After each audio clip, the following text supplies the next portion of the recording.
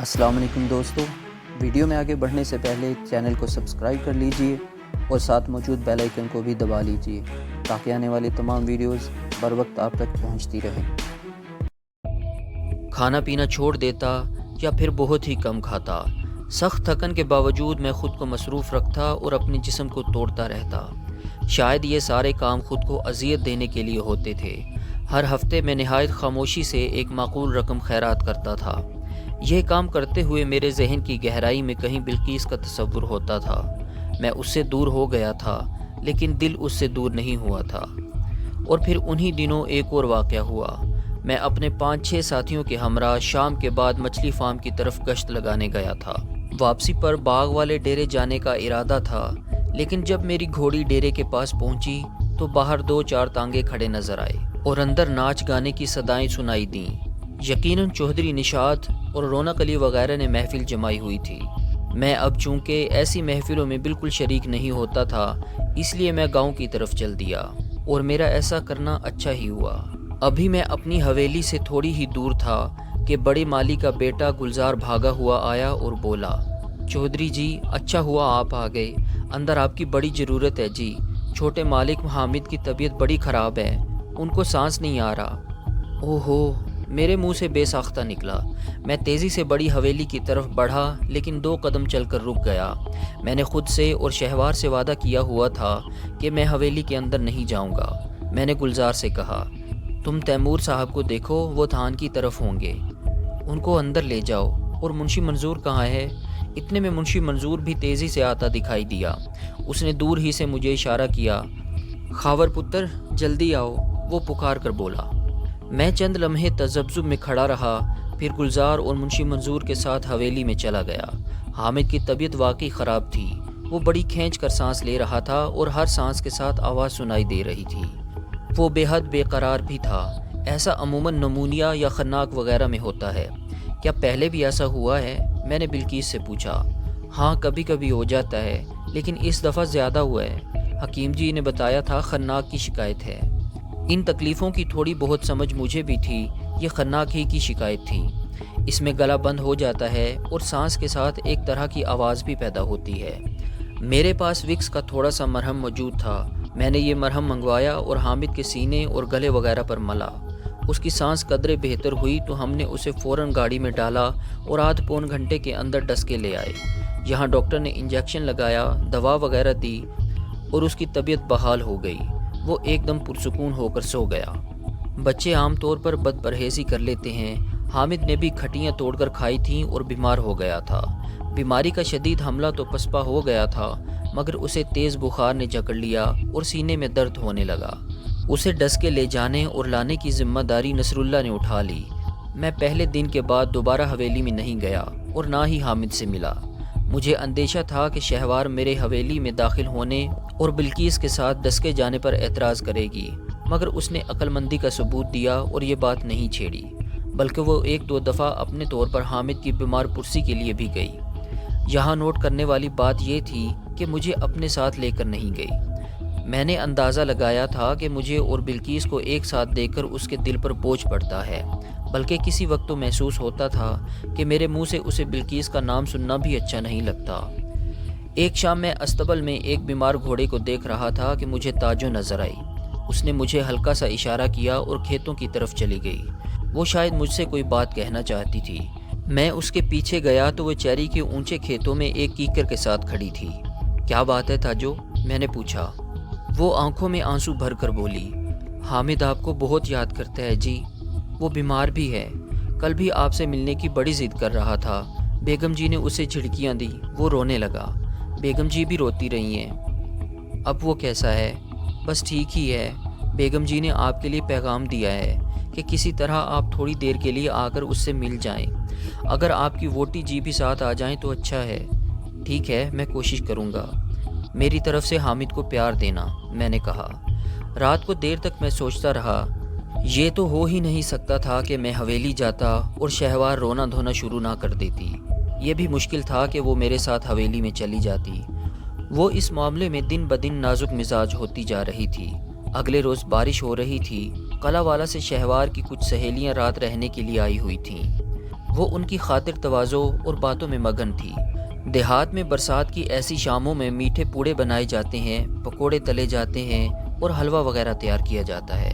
میرے گھر میں بھی ان پکوانوں کی خوشبو پھیلی ہوئی تھی۔ بار بار شہوار کی سہیلیوں کے کہے گونجتے تھے۔ میں خاموشی سے نکل آیا۔ بارش سے بچنے کے لیے میں نے ایک موٹی چادر اوڑھ رکھی تھی۔ اندر کمرے میں حامد خاموش لیٹا ہوا تھا۔ بلقیس اس کے ساتھ بیٹھی پنکھا جھل رہی تھی۔ مجھے دیکھ کر حامد کھل اٹھا۔ میں نے پلنگ پر بیٹھ کر اسے گلے سے لگایا۔ وہ بولا، مجھے آپ پر بڑا غصہ ہے چاچو۔ آپ نے اس دن کے بعد میرا پتہ ہی نہیں لیا۔ تمہارا پتہ تو میں ہر وقت رکھتا تھا، بس یہاں نہیں آ سکا۔ مجھے پتہ ہے کہ آپ کیوں نہیں آتے۔ آپ اس سے ڈرتے ہیں۔ اس نے آپ کو تالے میں رکھا ہوا ہے۔ ایسی باتیں نہیں کرتے حامد، بلقیس نے اسے ڈانٹا۔ وہ تمہاری بڑی ہیں، ان کا نام تمیز سے لو، نہیں تو میں بات نہیں کروں گی تم سے۔ تو پھر وہ کیوں نہیں آنے دیتی؟ نہ چاچو میرے ساتھ شکار پر جاتے ہیں، نہ مجھے پڑھاتے ہیں، نہ آپ سے بات کرتے ہیں۔ دیکھو یہ سب کچھ وقتی ہے، آہستہ آہستہ سب ٹھیک ہو جائے گا، تم پریشان نہ ہو۔ میں نے حامد کو پچکارا۔ حامد نے میرا ہاتھ تھام لیا۔ تو پھر آپ مجھ سے وعدہ کرو چاچو، آپ مجھ سے ملنے آیا کرو گے۔ اس کا ہاتھ بخار میں تپ رہا تھا۔ ٹھیک ہے میں آؤں گا۔ نہیں مجھ سے وعدہ کرو۔ اس کا گرم ہاتھ بدستور میرے ہاتھ میں تھا۔ اچھا وعدہ کرتا ہوں، لیکن تم بھی وعدہ کرو کہ چاچی سے لڑو گے نہیں، بلکہ اس سے دوستی کرو گے۔ حامد نے اسبات میں سر ہلایا، مگر اس کے چہرے سے عیاں تھا کہ وہ بامر مجبوری ایسا کر رہا ہے۔ اگلے 10-15 روز میں مجھے مزید 2 دفعہ اسی طرح خاموشی سے حامد کے پاس جانا پڑا۔ میں وہاں زیادہ دیر بیٹھتا بھی نہیں تھا، بس 10-20 منٹ میں واپس آ جاتا تھا۔ بلقیس سے بھی بس واجبی سی بات ہوتی تھی، جیسے 2 اجنبی راہ چلتے چلتے چند لمحے کے لیے ایک دوسرے سے رسمی بات کر لیں۔ دونوں مرتبہ حویلی میں جاتے ہوئے میں نے احتیاط رکھی تھی کہ ملازمہ فیروزہ حویلی میں موجود نہ ہو۔ وہ چودھری عزیز کی چہیتی ملازمہ تھی اور ایسی باتوں کی ٹوہ رکھتی تھی جن سے مجھے نقصان پہنچ سکتا ہو۔ بے شک زمینوں کی رجسٹریاں میرے ہاتھ آ جانے کے بعد چودھری عزیز کی سرگرمیاں ماند پڑ گئی تھیں اور میرے ساتھ اس کا رویہ بہتر تھا، تاہم میں اس کی طرف سے بالکل بے پرواہ نہیں ہو سکتا تھا۔ میں جب تیسری بار حامد کی بیمار پرسی کے لیے گیا تو شام کا وقت تھا۔ شہوار سپہر کی سوئی ہوئی تھی اور ابھی تک جاگی نہیں تھی۔ میں حامد کے کمرے میں پہنچا۔ یہ برسات کا ایک گرم دن تھا، ساری کھڑکیاں کھلی تھیں۔ حامد رنگین پلنگ پر سو رہا تھا۔ بلقیس اس کے سرہانے بیٹھی کروشیا کر رہی تھی۔ ملازمہ تاجو ایک بڑے دستی پنکھے سے ماں بیٹے کو ہوا دے رہی تھی۔ میں آیا تو تاجو سلام کر کے باہر چلی گئی۔ اس کی جگہ بیگم بلقیس ایک چھوٹے پنکھے سے حامد کو ہوا دینے لگی۔ میں نے موڑھے پر بیٹھ کر حامد کے ماتھے پر ہاتھ رکھا۔ بخار نہیں تھا، وہ تیزی سے تندرست ہو رہا تھا۔ میں نے کہا، اچھا میں پھر آؤں گا، ابھی تو یہ سو رہا ہے۔ میں اٹھنے لگا تو بلقیس بولی، بیٹھ جاؤ۔ میں اٹھتے اٹھتے پھر بیٹھ گیا۔ وہ ہولے سے بولی، میرا خیال ہے اب یہ ٹھیک ہے، تم اب نہ آنا۔ مجھے ہر وقت شہوار کی طرف سے فکر رہتی ہے، اسے معلوم ہو گیا تو خواہ مخواہ پریشانی ہوگی۔ میں نے کہا، جس نے پریشان ہونا ہو وہ پریشانی کا کوئی نہ کوئی بہانہ ڈھونڈ ہی لیتا ہے۔ اس کا مطلب یہ نہیں کہ میں ہر طرف سے آنکھیں بند کر لوں۔ کچھ بھی ہے خاور، تمہیں اس کا بہت دھیان رکھنا چاہیے۔ وہ دل کی بری نہیں ہے، بلکہ اچھی ہے۔ ہر بیوی کی طرح وہ بھی چاہتی ہے کہ تمہاری ساری توجہ اس کی طرف ہو، خاص طور سے ایسے وقت میں جب شادی کو ابھی چند ہی ماہ ہوئے ہیں۔ جو کچھ میرے بس میں ہے وہ تو کر رہا ہوں، جو بس میں نہیں ہے وہ کیسے کروں؟ تم جانتی ہو میں تمہیں اور حامد کو بھلا نہیں سکتا۔ میرا نام اب مت لو خاور، وہ سب کچھ ختم ہو چکا ہے ہمیشہ کے لیے، اس نے آہنی لہجے میں کہا۔ میرے لیے ختم نہیں ہوا اور نہ ہو سکتا ہے۔ اگر میں زیادہ تنگ ہوا تو چپ چاپ کسی طرف نکل جاؤں گا، کبھی کسی کو شکل نہیں دکھاؤں گا۔ میرے لہجے کی تہ میں آتشی آنسو تھے۔ وہ میرے لب و لہجے کو محسوس کر کے ایک دم دھیمی پڑ گئی۔ دیکھو خاور، جو کچھ بھی ہے ہمارے دلوں میں ہے اور اس کو دلوں میں ہی رہنا چاہیے۔ محبت ایسے بھی تو ہوتی ہے۔ میں تم سے کچھ مانگ تو نہیں رہا، لیکن میں مانگ رہی ہوں۔ میں چاہتی ہوں کہ تم اپنا سارا پیار شہوار کو دو، اس کو اتنا خوش رکھو کہ اس کے دل میں جو گلے ہیں وہ سب دور ہو جائیں، وہ ساری پرانی باتیں بھول جائے۔ اچانک شام کی نیم تاریکی میں ایک سایہ سا کھڑکی کے سامنے لہرا گیا۔ اس طرف بلقیس کی پشت تھی، وہ نہیں دیکھ سکی تھی، لیکن میں نے دیکھ لیا۔ میں تیزی سے اٹھ کر راہداری کی طرف گیا۔ میں نے کسی کو راہداری کے موڑ پر اوجھل ہوتے دیکھا۔ مجھے نیلے لباس کی جھلک بھی نظر آئی۔ میرا دل اچھل کر رہ گیا۔ شہوار نے بھی آج نیلے کپڑے پہن رکھے تھے۔ کیا ہوا خاور؟ بلقیس نے کمرے کے دروازے میں آ کر پوچھا۔ مجھے لگتا ہے کہ کوئی پیچھے والی کھڑکی سے ہمیں دیکھ رہا تھا۔ اچھا اب تم جاؤ، اندھیرا ہو رہا ہے۔ بیبے جی اور عارفہ کو میرا سلام کہنا۔ میں نے اسبات میں سر ہلایا اور حویلی کے ایک بغلی دروازے سے باہر نکل آیا۔ میں اپنی حویلی میں پہنچا تو سب سے پہلے عارفہ کا دھواں دھواں چہرہ نظر آیا۔ وہ اپنے بچے کے ساتھ برآمدے میں ہی کھڑی تھی۔ خاور بھائی جی، آپ نے کیا کہہ دیا ہے بھابھی کو؟ وہ تو اچھی اچھی رو رہی ہے۔ میرا اندیشہ درست نکلا تھا۔ کھڑکی میں نظر آنے والا ہیولا شہوار کا ہی تھا۔ میں تیزی سے کمرے میں پہنچا۔ شہوار بڑے تیش کے عالم میں اپنے کپڑے ایک اٹیچی کیس میں رکھ رہی تھی۔ تمتمائے ہوئے چہرے والی شیدہ بھی پاس ہی کھڑی تھی۔ مجھے دیکھ کر شیدہ ساتھ والے کمرے میں اوجھل ہو گئی۔ کیا بات ہے شہوار، کیا کر رہی ہو؟ میں نے اس کے شانے پر ہاتھ رکھا۔ اس نے ایک جھٹکے سے میرا ہاتھ پیچھے ہٹایا۔ خبردار، دور ہو جاؤ مجھ سے۔ وہ دھاڑی، جاؤ اپنی اس سہیلی کے ساتھ گھس کر بیٹھو۔ تمہاری اصل ووٹی تو وہی ہے، میں تو یہاں بس اپنا خون ساڑنے کے لیے آئی ہوں۔ جاؤ اسی ففے کٹنی کے پاس، اس کے کلیجے کی آگ ٹھنڈی کرو۔ شہوار، میں زور سے بولا، منہ سنبھال کر بات کرو، یہ کیا کہہ رہی ہو؟ اب میں منہ سنبھال کر بات نہیں کروں گی، وہی کہوں گی جو دیکھ رہی ہوں، سن رہی ہوں۔ ساری دنیا کہتی تھی تم اس زنانی کے جال میں ہو، وہ تمہیں اپنے جال سے نکلنے نہیں دے گی، پر میں اپنے آپ کو تسلیاں دیتی تھی۔ میں سمجھتی تھی میں تم کو بدل لوں گی، اپنی محبت اور خدمت سے تمہیں ٹھیک کر لوں گی۔ یہ میری بھول تھی، میری خوش فہمی تھی۔ شہوار، تم غلط سمجھ رہی ہو، اب ایسا کچھ نہیں ہے، وہ سب پرانی باتیں ہیں۔ میں وہاں صرف حامد کا پتہ لینے گیا تھا، تم جانتی ہو۔ میں سب جانتی ہوں۔ اس نے تیزی سے میری بات کاٹی۔ تم بالکل بے قصور ہو، اور تم سے بڑی بے قصور وہ ہے۔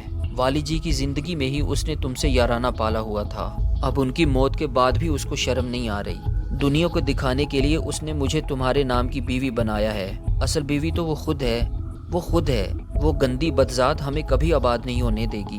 خاموش، میں دھاڑا۔ میرا زوردار تمنچا شہوار کے گال پر لگا۔ وہ لڑکھڑا گئی، پھر سنبھلی اور شدید تیش کے عالم میں مزید زور زور سے چلانے لگی۔ وہ بلقیس کے لیے جو الفاظ بول رہی تھی انہیں سننا اور سہنا میرے بس میں نہیں تھا۔ یوں لگتا تھا کہ بلقیس کے لیے اس کے اندر جو لاوا کئی ماہ سے پک رہا تھا وہ پھٹ پڑا ہے۔ جب وہ چپ نہیں ہوئی تو میں نے اسے بالوں سے پکڑ کر جھنجھوڑا اور ہتھیلی سے اس کا منہ ڈھانپ دیا۔ چپ کر جا، نہیں تو میں تجھے جان سے مار دوں گا۔ اسی دوران میں بیبے جی، عارفہ اور شیدہ وغیرہ اندر آ گئیں۔ انہوں نے شہوار کو سنبھالا۔ مجھے ڈر محسوس ہو رہا تھا کہ اگر میں وہاں رہا تو تیش کے عالم میں شہوار کو پھر تھپڑ وغیرہ مار دوں گا۔ میں وہاں سے نکل آیا اور باغ والے ڈیرے پر چلا گیا۔ رات کو 9 بجے کے قریب تیمور نے ڈیرے پر آ کر مجھے اطلاع دی کہ شہوار ابھی اور اسی وقت کلا والا جانا چاہتی ہے۔ اس نے اپنا سامان تیار کر لیا ہے اور ڈرائیور اسلم سے گاڑی بھی منگوا لی ہے۔ تو میں کیا کروں؟ بیبے جی نے مجھے تمہاری طرف بھیجا ہے۔ وہ کہتی ہیں کہ تم آ کر اسے روکنے کی ایک کوشش کرو۔ مجھے کوئی ضرورت نہیں ہے روکنے کی، وہ جانا چاہتی ہے تو جائے۔ لیکن خاور، یہ ٹھیک نہیں ہوگا۔ تمہیں پتہ ہے کہ لمبڑ آصف جا بڑے غصے والے ہیں، انہوں نے کوئی ایسی ویسی بات کہہ دی تو معاملہ اور بگڑ جائے گا۔ کچھ نہیں ہوگا، انہوں نے دنیا دیکھی ہوئی ہے اور اپنی بیٹی کو بھی اچھی طرح جانتے ہیں۔ بلکہ میرا تو خیال ہے کہ وہ اس وقت چلی ہی جائے تو اچھا ہے، کچھ دن تک ٹھنڈے دل و دماغ سے سوچ لے گی۔ تیمور کے اصرار کے باوجود میں گھر نہیں گیا۔ صبح گیا تو پتہ چلا کہ رات کو شہوار چلی گئی تھی۔ اس کی خاص نوکرانی بھی ساتھ گئی تھی۔ صوفی اسلم نے جیپ ڈرائیو کی تھی۔ نصراللہ اپنے طور پر 20 گھڑ سواروں کے ساتھ جیپ کے پیچھے پیچھے رہا تھا۔ جو کچھ ہوا بالکل آنن فانن ہوا۔ بیبے جی اور عارفہ کو اس کا بہت دکھ تھا۔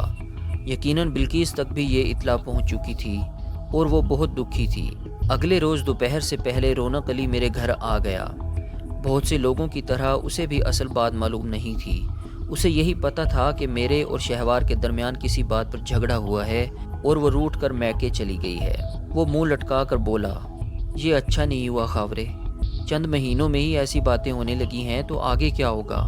میں تو اپنی طرف سے پوری کوشش کر رہا ہوں، لیکن یہ گاڑی 2 پہیوں سے ہی چلتی ہے۔